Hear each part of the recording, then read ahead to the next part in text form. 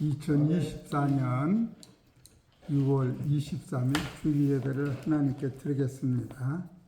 하나님 말씀 마태복음 15장 28절 보시겠습니다. 한 절만 보십시오. 마태복음 15장 28절 시작.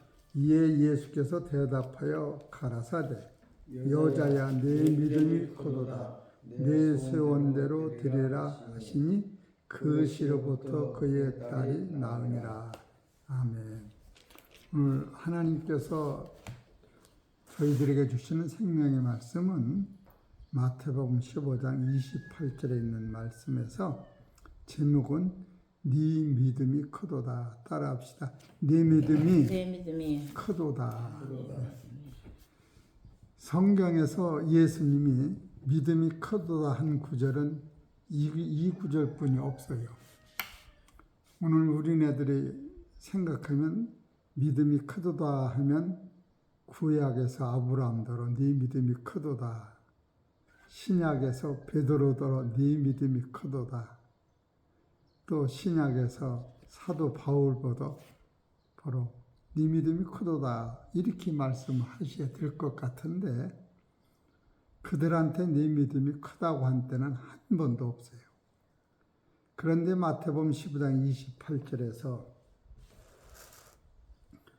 이 여자한테 네 믿음이 크도다라고 말씀하셨으니 따라서 여기에는 비밀이 있다는 거예요.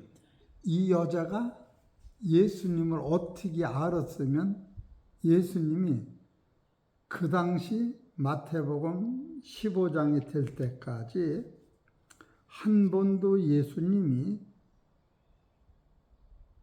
이 여자의 기도로 소리를 듣고 감동받은 것은 이때 최고로 감동을 받은 거예요. 이 여자. 그러고 나서 요한복음 4장 10절에 가서는 간음한 여인 요한복음 8장이죠, 그건. 자, 그렇구나.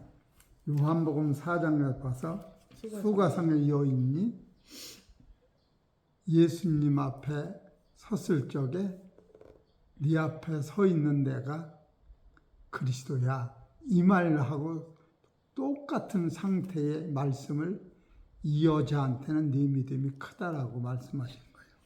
그래서 오늘은 이 여자가 뭐라고 예수님한테 대답을 했길래 이 여자들어 둘도 없고 셋도 없는 딱 한 사람한테 여자야 내 믿음이 크도다라고 했는가? 궁금하지 않아? 궁금하지? 궁금하네요. 진짜 궁금한 거예요. 뭘 했길래? 예, 맞아요. 이게 궁금한 거예요. 그럼 마태복음 15장은 어떤 말씀이냐 하면은 15장 2절 읽어보셔. 15장 2절. 당신의 제자들이 어찌하여 장로들의 유전을 범하나이까? 떡 먹을 때 손을 씻지 아니하나이다. 대답하여 가라사대 너희는 어찌하여 너희 유전으로 하나님의 계명을 범하느뇨? 하나님이 이르셨으되 내 부모를 공경하라 하시고 또 아비나 어미를 해방하는 자는 반드시 죽으리라 하셨거늘 너희는 가로되 누구든지 아비에게나 어미에게 말하기를 내가 드려 유익하게 할 것이 하나님께 드림이 되었다고 하기만 하면 그 부모를 공경할 것이 없다 하여 너희 유전으로 하나님의 말씀을 폐하는도다. 됐어요. 이것은 바리새인들이 서기관, 장로, 율법사들이 예수님한테 와서 예수님의 말씀을 공격하는 거예요. 3절에 대답하여 가라사대 너희는 어찌하여 너희 유전으로 하나님의 계명을 범하느뇨. 이것은 지금 서기관 바리새인 율법사들이 하나님의 말씀을 옳게 증거하지도 않고 따르지 않는다고 하는 것을 예수님이 지적하면서 가리키는 거예요. 가리키는데 하나님의 말씀에 부모를 공경하라고 하면 공경을 해야 하는데 부모한테 공경할 것을 하나님 앞에 드렸다고 하고 공경을 않는 거예요. 이것이 이제 문제가 된 거예요. 그 문제가 점점 커지니까 예수님이 서기관 바리새인 율법사들은 하나님을 믿는다고 하면서 하나님의 말씀대로 살지 않는 것을 가리키는 거예요. 그래서 여기 13절에 보면은 13절 읽어보시오. 예수께서 대답하여 가라사대 심은 것이나 내 천부께서 심으시지 않은 것은 뽑힐 것이니. 예, 그러니까 천부가 심은 것은 뽑히지 않는데 천부가 심지 않은 것은 다 뽑힌다는 거예요. 그럼 천부가 심은 것은 어떤 걸 심었느냐 하면은 17절 읽어보시오. 입으로 들어가는 모든 것은 배로 들어가서 뒤로 내어 버려지는 줄을 알지 못하느냐. 예. 입에서 나오는 것들은 마음에서 나오나니 이것이야말로 사람을 더럽게 하느니라. 마음에서 나오는 것이 뭐냐면 마음에서 나오는 것은 첫째로 악한 생각과 두 번째로 살인과 세 번째로 간음과 네 번째로 음란과 다섯 번째로 도적질과 여섯 번째로 거짓 증거와 일곱 번째로 해방이다. 이런 것을 우리 속에 있으면 천국에 못 간다고 지금 가리키는 거예요. 그런데 이것은 지상에서 난 사람은 한 사람도 빼놓지 않고 이것이 우리 안에 다 있는 거예요. 그래서 예수님 앞에 나가면 이 들보를 예수님 앞에 고백을 하면 이 들보를 빼주시러 오시는 이가 예수님이요. 하나님의 말씀으로 이것이 내 안에 있다고 하는 것을 예수님 말씀을 통하여 밝히 깨달으면 예수님이 세상에 왜 오셨느냐 하면은 의인을 부르러 온 것이 아니라 이와 같은 죄인을 부르러 오셨는데 서기관 바리새인 율법사들은 이런 죄가 자기 안에 없다고 계속 하나님 말씀을 어겼던 거예요. 근데 예수님은 오셔서 아니다. 너희 안에 이런 것이 꽉 찼다. 이것을 지금 두 가지 사건이야. 하나는 서기관 바리새인 율법사들은 이 죄가 없다고 그러고 예수님은 있다고 그러고 거기서 이제 갈등이 생긴 거예요. 그럴 적에 여기서 21절에 예수께서 가라사대 나가사 두로와 시돈 지방으로 들어가시니 그래 이 말씀을 전하고 이제 두로와 시돈 지방이 그 나라의 옛날에 무역이 발전된 해변과 동네요. 글로 떠나실 적에 21절에 가나안 여자 하나가 그 지경에서 나와서 이런 말씀을 증거하고 서기관 바리새인 율법사들하고 말씀하시는 것을 이 가나안 여자 한 사람이 이걸 들은 거예요. 그리고 예수님이 떠나니까 서기관 바리새인 율법사들은 내 속에 이것이 없다라고 하나님 앞에 기도를 하고 이 여자는 내 속에 이것이 있다라고 감동을 받은 거예요. 이해가 되시지? 그게 닮은 거예요. 그러면 예수님이 오신 것은 이 사람들 안에 이것이 다 있다라고 가리키는 거예요.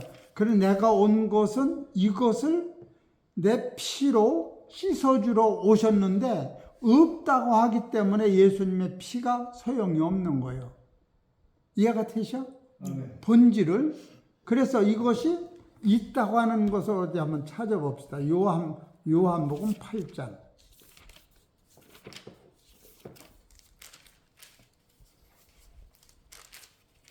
이것은 이제 간음한 여자가 현장에 붙들려 왔을 적에 예수님이 붙들어온 서기관 바리새인 율법사들한테 죄 없는 사람이 그 여자를 돌로 먼저 치거라. 그렇게 말씀하시는 거예요. 요한복음 8장 8절을 7절부터 읽어보죠. 저희가 묻기를 마지 아니하는지라. 이에 일어나 가르사대 너희 중에 죄 없는 자가 먼저 돌로 치라 하시고 예. 다시 몸을 굽히사 손가락으로 땅에 쓰시니 저희가 이 말씀을 듣고 양심의 가책을 받아 어른으로 시작하여 젊은이까지 하나씩 하나씩 나가고 오직 예수와 그 가운데 섰는 여자, 간음한 여자만 남았더라. 이런 얘기요. 근데 이 여자를 돌로 칠 적에 법수가 있는 거예요. 언제든지 죄를 다룰 적에는 증인 두세 사람이 먼저 돌로 치는 거예요. 그래서 증인 두세 사람이 간음한 여자한테 돌로 치려고 할 적에 예수님이 돌로 치려고 하는 사람 발밑에다가 손가락으로 땅에 글씨를 쓰셨는데 그 글씨가 바로 아까 읽은 간음하지 말라, 살인하지 말라, 도둑질하지 말라고 하는 사람 안에는 들보를 쓴 거예요. 하나님만이 아시는 죄를, 그 사람의 죄를 직접 써니까 이 사람이 쳐다보니까 자기 죄를 쓰니까 손이나 발로 모래사장에 쓴 글씨를 지워버릴 거 아니야. 그것이 예수님이 입으로 말씀을 하신다고 하면 거기 있는 사람들이 그 간음한 여자를 돌로 치려고 하는 그 돌로 그 남자를 바로 쳐 죽여야 돼. 죄가 드러나기 때문에. 그래서 예수님이 여기서 말씀을 안 하시고 땅에 글씨를 쓰시는 것도 하나님이 인생들의 죄를 이와 같이 덮어주시는 것을 우리가 깨달아야 돼. 그래 이 사람이 실갱이 하다가 점점 깊어지는 죄를 쓰니까 그냥 술멋이 도망갈 적에 오줌똥을 싸고 도망갔을 것 같아. 서서는 도망갈 수가 없어.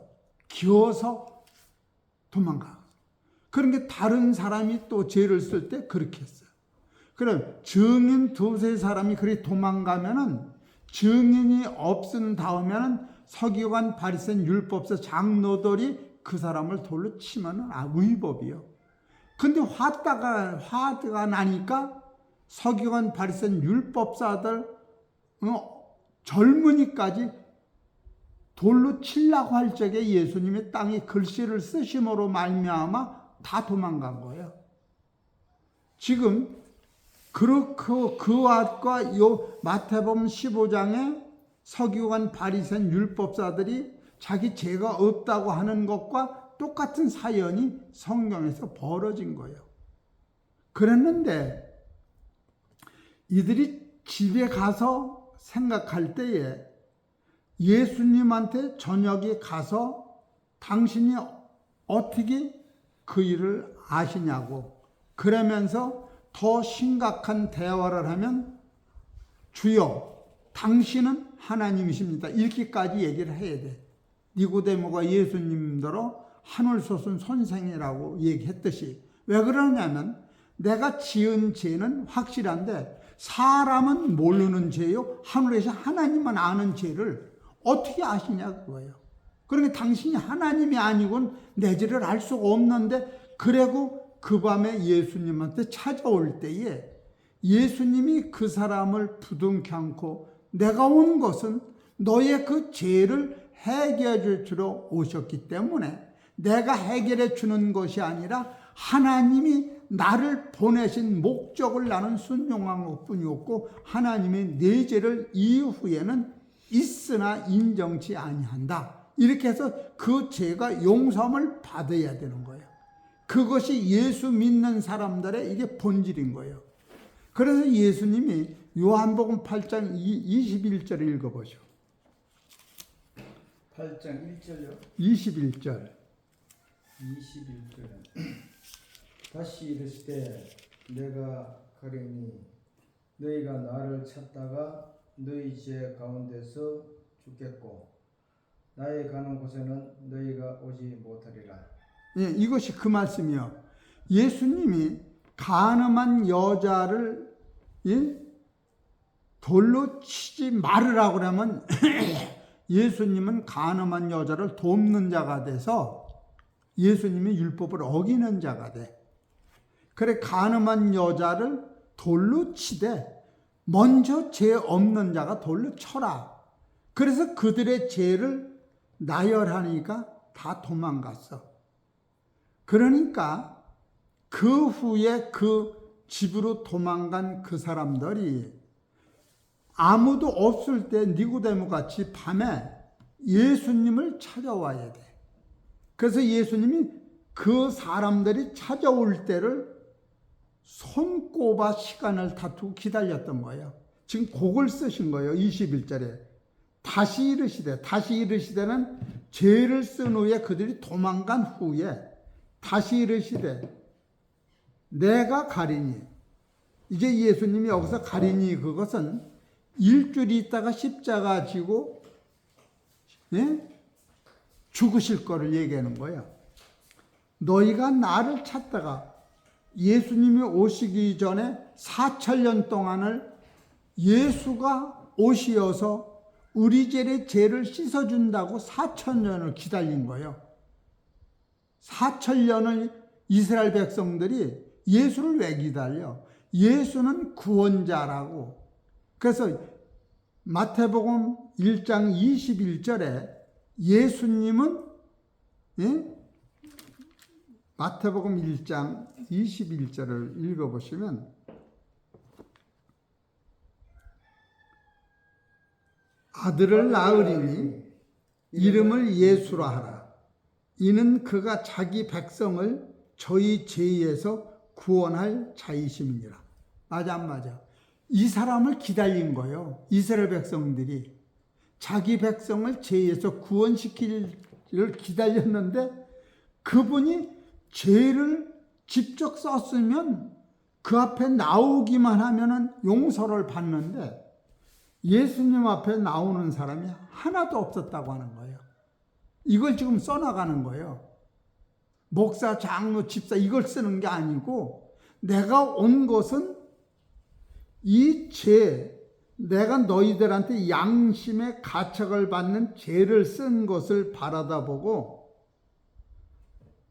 남들이 알으면 너를 돌로 쳐 죽이니까 아무도 없을 때 나를 찾아올 때를 예수님은 밤을 새워 기다렸는데 찾아오는 사람이 하나도 없기 때문에 나는 천국에 가는데 너희가 나에 가는 천국에 못 오는 것은 너희 죄가 해결되지 아니하니까 천국에 못 간다. 이걸 써놓는 거예요. 지금 마태복음 15장에도 서기관 바리새인 율법사들한테 천부가 심지 않은 것은 다 뽑히리라 했는데 천부가 심은 것은 뭐냐? 죄인이 나한테 돌아오면 내가 보낸 내 아들이 너희들의 죄를 씻어서 죄는 있으나 그 죄를 인정치 아니하리라. 천부가 그걸 쓰신 거예요. 죄가 죄짓지 말으라는 게 아니에요. 예수님 오시기 전에 죄인으로 낙인이 찍혔는데 지금 죄를 안 지면 뭐래? 어제 전에 조상이 진 죄가 있는 걸 오늘 우리는 지금 내가 죄 안 지면 의인이라고 생각하지만 성경에는 너희가 지은 죄 이상의 조상서부터 죄를 지었다라고 성경 가리키는 거예요. 너희 조상. 그 때문에 예수님이 지금 땅에 글씨를 쓴 것은 하나님만 알고 세상 사람이 모르는 죄까지도 써서 양심의 가책을 받았으면 누구한테 와야 하냐면 예수님한테 와야 돼. 그런데 예수님이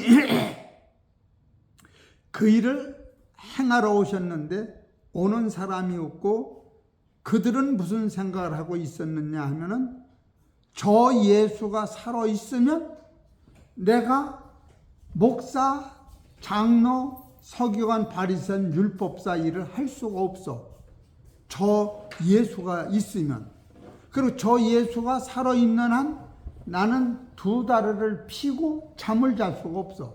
그날부터 먹는 게 소화가 안 되고 남들이 제사장이라고 고개를 숙여도 저 예수가 있는 한 하나도 일을 못하는 거예요. 그러니까 그들 마음속에는 저 예수를 죽이든지 저 예수가 없든지 저 예수가 땅에 쓴 것은 녹음기 마냥 말을 안 했으니까 저 예수만 없으면 내가 살겠다는 거야. 그들이 예수를 죽이기로 작정되기 시작을 한 거예요. 성경의 원리를 알면 그걸 알게 돼.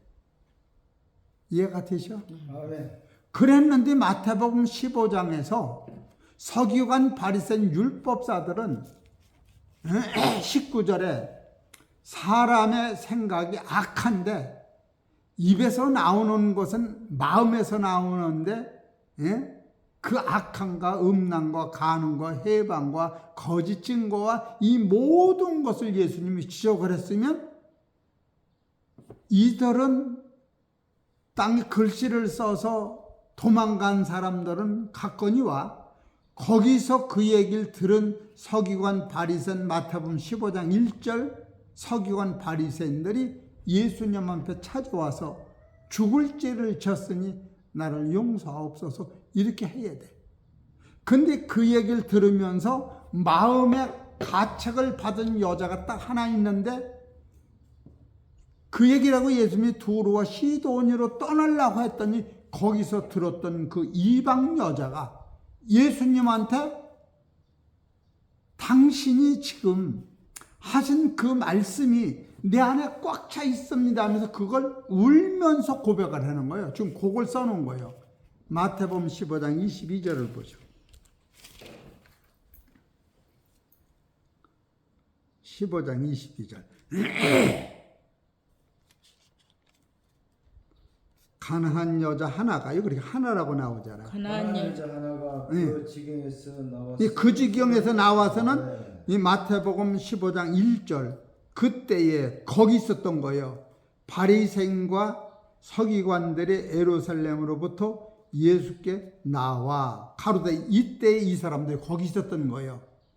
그래서 이 여자는 은혜를 받은 게 예수님의 말씀을 듣고 그 지경에서 지경이라고 하는 그 장소를 얘기하는 게 어떤 때를 얘기하는 게 아니라 그치 나와서 소리질러 가로되 주 다윗의 자손이여 나를 불쌍히 여기소서 내 딸이 흉악히 귀신 들렸나이다 하되 지금 여기서도 자기 딸이 흉악히 귀신 들렸다고 하면 나를 불쌍히 여기소서 그렇게 얘기하면 안 돼. 내 딸을 불쌍히 여기소서 이해가 돼야 안 돼요.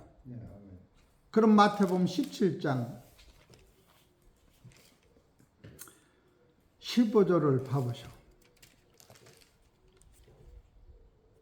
주여 내 아들을 불쌍히 여기소서 저가 간질로 심히 고생하여 요거는 달보 병들은 내 아들이 하나님의 죄를 져서 간질이 들렸다고 얘기하는 거야. 근데 마태복음 15장에는 귀신 붙들린 내 딸이 잘못으로 귀신 붙들린 게 아니고 내가 하나님 앞에 불쌍히 여김을 받는 것을 먼저 소개하고 있는 거예요. 내 딸이 어려움을 당할 때 내 딸이 흉악한 죄인이라고 고백하는 게 아니고 그 엄마가 내 딸하고 관계없이 나는 이 딸보다 먼저 이 흉악한 죄악이 나를 붙잡고 있습니다 라고 하면서 주님 앞에 소리를 지르는 것이 요새로 얘기하면 기도가 하나님 앞에 예수님 앞에 목청이 떨어지도록 울면서 찬송하며 기도하며 감사하며 예배 드리는 과정을 예수님이 그것을 듣고 있는 거예요. 들을 적에 예수님은 그 여자의 중심에서 나오는 기도를 받으시는데 제자들은 그 내용을 모르고 23절 읽어보죠. 예수는 한 말씀도 대답지 아니하시니 제자들이 와서 청하여 말하되 그 여자가 우리 뒤에서 소리를 지르오니 보내소서. 이건 제자들의 생각이요.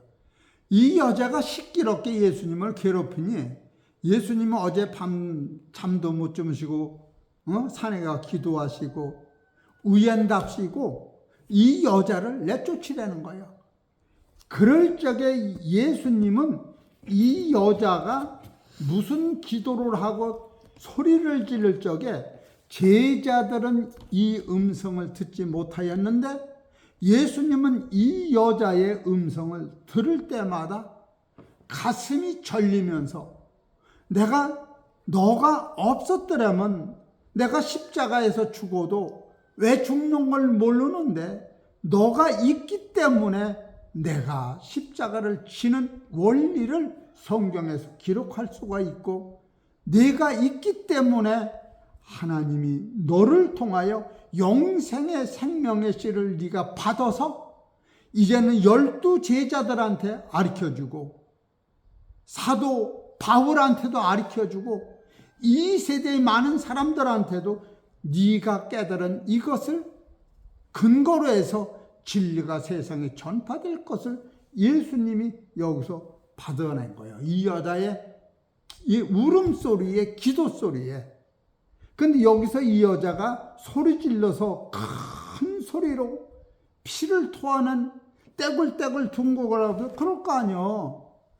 지금 요한복음 15장 19절이 자기 거라고 생각할 적에 그렇게 아니야? 18절 15장 18절 입에서 나오는 것들은 마음에서 나오나니 이것이야말로 사람을 더럽게 하느니라.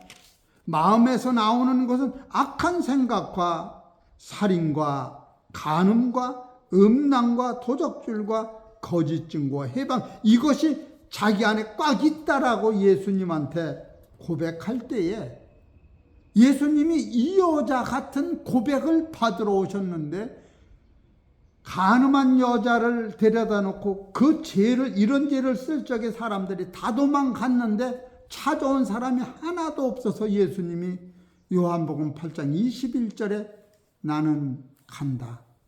너희가 나를 찾다가 나가는 천국엔 못 가고 내가 엔수같이 여기는 지옥에 가니 큰일 났다. 그 말하고 정반대되는 거예요. 예수님의 마음을 이 여자가 아주 시원케 해주는 사건이 여기서 나오는 거예요. 그렇지 가난 여자가 소리를 질러 뭐라고 하느냐면 따라서 주 다윗의 자손 이렇게 얘기하는 거예요. 여기서 주라고 하는 것도 너무너무 대단한 말씀인 거예요. 많은 사람들이 이 주라고 하는 이 말씀을 베드로도 못한 거예요. 마가복음 11장 21절을 보셔.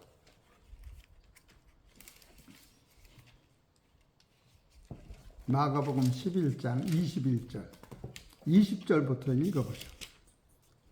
저희가 아침에 지나갈 때 무화과 나무가 뿌리로부터 마른 것을 보고 요거는 뭐냐면 예수님이 지금 일주일 있다가 무화과 나무가 열매가 없어서 뿌리서부터 저주를 받아 죽어. 그건 예수님이 3년 반 동안 목회를 하셨는데 영생을 깨달은 사람이 영생을 받은 사람이 영생을 얻은 사람이 하나도 없었던 거예요. 한 사람도. 그래서 예수님이 죽음으로 부활하는 걸 보고 깨달으라고 이제 내가 죽어야겠다. 요한복음 12장 23절에 한 알이 미리 땅에 떨어져 죽으면 많은 열매를 맺고 안 죽으면 한 알 그대로 있다. 그래서 예수님이 죽을 것을 지금 예언하기 전에 무화과 나무가 열매가 없으면 죽어. 3년. 그러니까 예수님도 지금까지도 열매가 없었던 거예요. 베드로가 예수님의 수제자인데 예수님이 죽은 후에 부활을 계속 부인해서 그러면 안 됩니다. 안 됩니다. 마태복음 16장 21절에 안 됩니다. 그런 거예요. 그럼 마태복음 17장 22절에 또 죽는다 그러니까 베드로와 제자들도 근심하여 죽은 후에 부활은 아예 손을 못 대는 거예요. 죽으면 안 된다는 거예요. 근데 지금 죽은 후에 부활을 분명히 깨닫게 하시기 위하여 내가 죽었다 3일 만에 살아나 그것을 실제화시키기 위하여 그걸 가리키기 위하여 무화과 나무가 3년 반 동안 열매가 없으니까 무화과 나무가 뿌리까지 저주를 받아. 무화과 나무는 인격이 아니라 저주를 받을 수가 없는 거예요. 아니 나무가 저주받으면 예수님 같이 저주를 받는 게 20절 봐.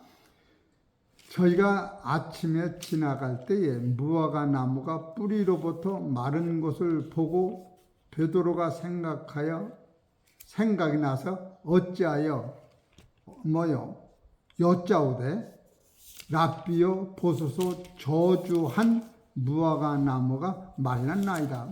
여기서 예수님대로 베드로는 뭐라 해서 21절 읽어보셔. 마가복음 11장 21절. 랍비라고 그랬지. 베드로가 생각이 나서 여짜오되 랍비야 보소서 예수님이 지금 말랐나이다. 여기서 한 열흘 있으면 죽으실 거요. 예수님을 랍비다 그러면 안 돼. 랍비는 선생이라는 거요. 예수님은 주라고 그래야 돼.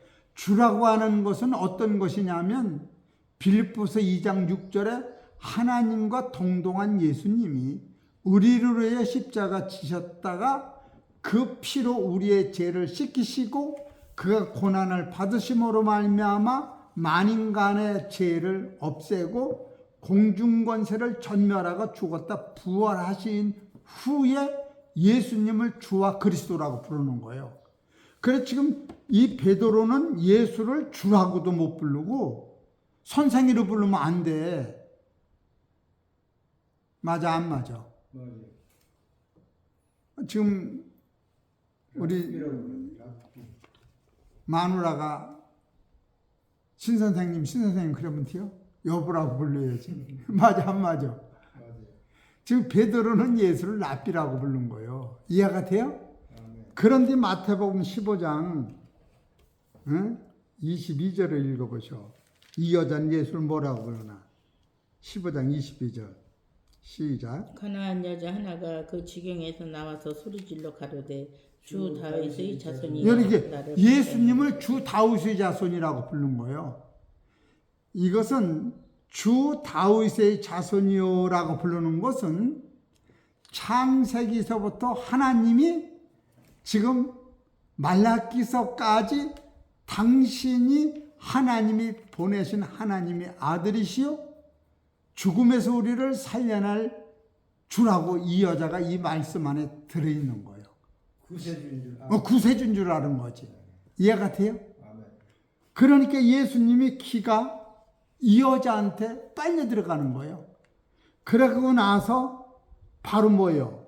나를 뭐예요? 불쌍히. 이것은 지상에서 이런 기도의 법칙을 쓴 여자가 하나뿐이 없어. 아무도 예수님 앞에 나를 불쌍히 여기라는 사람이 이때까지는 없었어. 그리고 귀신 들리면 저를 불쌍히 여기라고, 저를 불쌍히 여기 계속 그렇게 얘기했지. 그러면 아들이 교통사고 났으니까 아들을 불쌍히 여기소서 그러질 않고 나를 불쌍히 여기소서.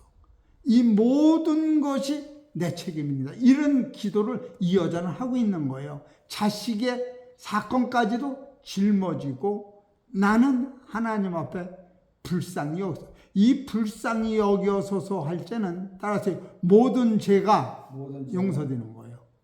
이해가 되죠? 그럼 시편 103편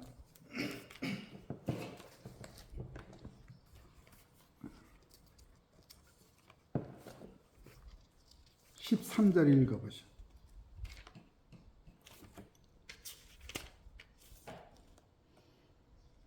아비가 자식을 불쌍히 여긴 같이 여호와께서 자기를 경외하는 자를 불쌍히 여기시나니. 예, 그렇잖아요. 그 다음에 이는 저가 우리의 체질을 아시며 우리가 진토임을 기억하심이로다. 그래요. 또 인생은 그날이 풀과 같으며 그 영화가 들이꾸가 같도다. 그것은 바람이 지나면 없어지나니 그곳이 다시 알지 못하거니와 예. 여호와의 인자하심은 자기를 경외하는 자에게 영원부터 영원까지 이르며 그의 의는 자손의 자손에게 미치리니. 요것이 그 얘기요. 주님 앞에 와서 나는 티끌이요, 의가 없어요. 나는 주님이 불쌍히 여길 것을 고백할 적에 주님이 여기서 책임지시는 거예요. 하나님 앞에 의인으로 우리를 부르러 온 게 아니에요, 원래가. 그럼 여기 7절 읽어보세요. 137절. 네. 그 행위를 모세에게 그 행사를 이스라엘 자손에게 알리셨도다. 여호와는 자비로우시며 은혜로우시며 노하기를 뭐요? 더디하시며. 다른 데는 다 급해요. 그래서 그냥 막 죽어버려. 나를 불쌍히 여기시노니한테는 무조건 노를 더디하시며 인자하신 뭐요? 풍부하시도다. 항상 경책지 아니하시며 3살 먹은 애가 똥 싸면 똥 쌌다고 야단쳐? 그런 법이 없는 거예요. 또 노를 영원히 품지 아니요. 잠깐 아니 영원히. 우리의 죄를 따라 처치하지 아니하시며 우리 죄악을 따라 갚지 아니하셨으니 이는 하늘이 땅에서 높음같이 그를 경외하는 자에게 그 인자하심이 크심이로다. 이걸 깨달아야 거듭난 실체가 나오는 거예요. 오늘날 살고 신앙이 뭣지도 모르고 오른손이 똥 묻으면 왼손이 똥이 안 묻어도 그 사람 똥 묻은 거 안 묻은 거예요. 아니죠. 오른손 안 묻었는데요. 그렇게는 못하는 거예요. 오른 기가 없으면 왼기가 상해도 병신이라고 그래. 신앙의 법칙은 지금 이 여자는 그 당시 서기관 바리새인 율법사들이 깨달아야 그 말씀을 증거할 적에 그들은 도망가고 그것을 받아들여야 하는데 이 여자가 마태복음 15장 22절에 주 다윗의 자손이요 나를 불쌍히 여기서 여기서 반복을 하신 거예요. 예수님이. 그래 안 그래요? 그러니까 예수님의 제자들은 그 여자하고 예수님하고 예수님이 한 말씀도 아니하시고 그 여자의 기도를 그냥 다 듣고만 있는 거예요. 바보같이. 그럼 그냥 기도했겠어? 난 그냥 기도했다 생각이 안 들어가. 예수님의 발을 붙잡고 손을 붙잡고 둥그러가며 기도했을 것 같아. 예? 요한복음에 가면은 예수님 돌아가셨을 적에 한 여인이 주여 할 적에 예수님이 나를 만지지 말라. 나는 아직 하나님 앞에 올라가지 않았다. 그런데 마태복음 20장, 28장 봐봐. 28장 9절. 예수께서 저희를 만나 가라사대 평안하뇨 하시거늘 여자들이 나아가 그 발을 붙잡고 부활하신 예수님 발을 붙잡고 경배하니 이에 예수께서 가라사대 무서워 말라 가서 내 형제들에게 갈릴리로 가라 하라 거기서 나를 보리라 하시니라. 예수님을 찾아왔던 마리아 막달라 마리아들이 예수님의 발을 붙잡고 경배하며 기도한 거예요. 그렇기 때문에 이 여자가 그냥 예수님을 붙잡고 여긴 붙잡았다 소리는 안 나는데 땅을 치며 소리질러 애통하며 여러분 내가 암 들어서 죽는데 회개하면 암 떨어진다면 가만히 있어서 아주 그냥 제 부스러기까지 토해내려고 다 기도를 하지. 이 여자가 예수님한테 이렇게 기도할 적에 예수님은 한 말씀도 대답지 않으신 거예요. 이 구절뿐이 없어. 예수님한테 붙잡고 기도할 적에 제자들한테 가서 내가 부활했다 해라. 또 한 사람 만지면 적에 내가 아버지한테 아직 안 갔으니 나를 만지지 마. 이렇게 대화를 하셨는데 이 여자 기도 소리에는 한 말씀도 안 하시니까 제자들이 열이 나고 답답해서 아마 베드로가 질문해 예수님 시끄러워요. 시끄러워. 그 여자 때문에 일을 못 보겠네요. 예수님 할 일이 너무 많잖아요. 이해가 안 돼요. 그럴 적에 예수님이 여자가 뭐라고 했느냐면 이제 그 다음에 봐. 23절 읽어보셔. 마태복음 15장 23절. 예수는 한 말씀도 대답지 아니하시니 제자들이 와서 청하여 말하되 그 여자가 우리 뒤에서 소리를 지르오니 뭐예요? 보내소서. 이거는 이 여자를 하나 만나려고 예수님이 하나님이 4,000년을 기다려 예수가 여기로 왔는데 예수님이 이 여자를 놓칠 수가 없지. 맞아, 엄마. 4,000년 만에 예수님이 하나님이 이 여자들은 이미 그다음 아브라함이 아니요, 모세가 아니요, 이 여자 하나요.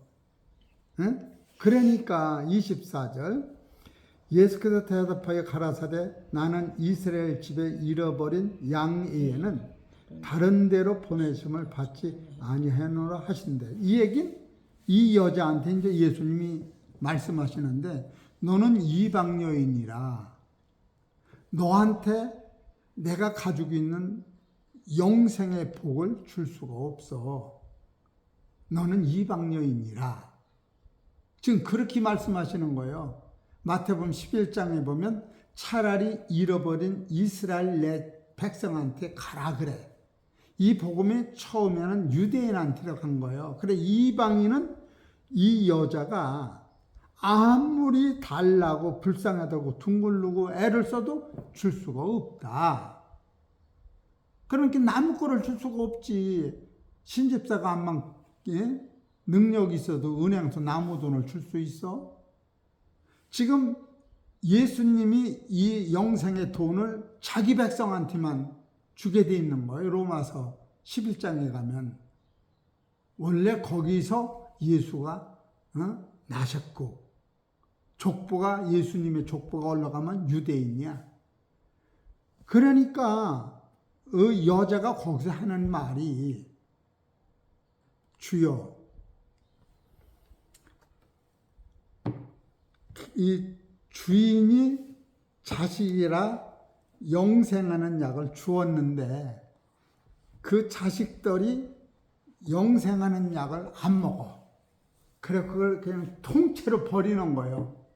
그걸 먹고 남아서 버리는 게 아니고 버려서 그것을 쓰레기통에 버리고 돼지밥이나 개밥에 버리면 이 영생이 없어져. 근데 자식들이 버린 그 쓰레기로 들어가기 전에 그 더러운 그 영생의 말씀을 나한테 주세요. 그럼 내가 그걸 따라서 씻어서 먹고 영생을 갖다는 거예요. 지금 이걸 지금 써놓는 거예요. 이해가 돼요? 아멘.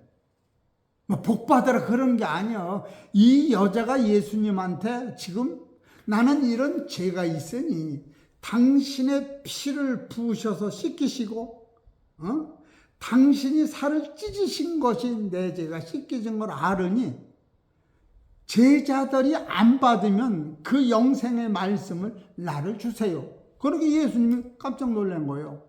너는 어디서 배웠냐? 누구냐 그거예요. 진리가 친아들한테 줬는데 아들이 그걸 발로 밟고 개한테 주고 돼지한테 줄 그것을 달라는 거예요. 그러니까 예수님이 내가 온 것은 사람을 살리러 왔는데 이거 그걸 어떻게 알았느냐 그 얘기를 쓰는 거예요. 그러니까 예수님이 네 믿음이 크다고 할 뿐이 없는 거예요. 지상에서 너 하나뿐이냐고 못 봤어. 에스겔서 34장 16절을 보세요.